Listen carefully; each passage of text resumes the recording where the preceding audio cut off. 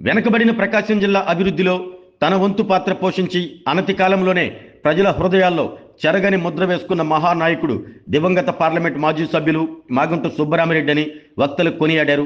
December 1వ తేదీన parliament మాజీ సభ్యులు మాగుంట సుబ్బరామిరెడ్డి వర్ధంతి సందర్భంగా ఒంగోలులో పీవీఆర్ పాఠశాల మైదానంలో జరుగుతున్న సంస్మరణ సభ ఏర్పాట్లను మాగుంట కుటుంబ సభ్యులు ఎం లక్ష్మీనారాయణ రెడ్డి, బెజవాడ సురేష్ రెడ్డితో కలిసి అయినాబత్తిన ఘనశ్యాం, బెల్లం సత్యనారాయణ, తాతా ప్రసాద్, కుప్ప రంగనాయకులతో పాటు పలువురు మాగుంట అభిమానులు పరిశీలించారు.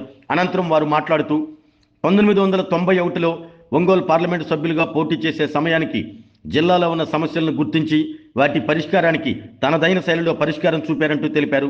విద్యా వ్యాప్తి కోసం జిల్లాలో 21 కళాశాలలు నెలకొల్పి ఎంతో మందికి విద్యాదానం చేశారన్నారు. ఫ్లోరైడ్ ప్రభావిత ప్రాంతాల్లో తాగునీటి పథకాలు తీసుకురావడంతో పాటు సొంత నిధులతో దాహార్దిని తీర్చిన మహానేత మాగుంట సుబ్బరామిరెడ్డి అంటూ కొనియాడారు.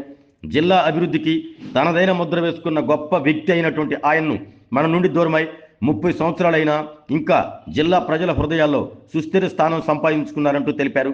గత 30 సంవత్సరాలుగా ఆయన సంస్మరణ సభను ఎంపీ మాగుంట శ్రీనివాసులరెడ్డి, మాగుంట రాఘవరెడ్డి వారి కుటుంబ సభ్యుల ఆధ్వర్యంలో ప్రతి సంవత్సరం నిర్వహించడం జరుగుతుందని, ఈ ఏడాది జరిగే సంస్మరణ సభలో మాగుంట అభిమానులు, నగర ప్రజలందరూ పాల్గొని కార్యక్రమాన్ని విజయవంతం చేయాలంటూ కోరారు. ఈ కార్యక్రమంలో ఆత్మకూరు బ్రహ్మయ్య, చుండి శ్యామ్, పమ్మి బద్రిరెడ్డి, అన్సర్, ప్రసాద్, అడ్వకేట్ సీనారెడ్డి తదితరులు పాల్గొన్నారు.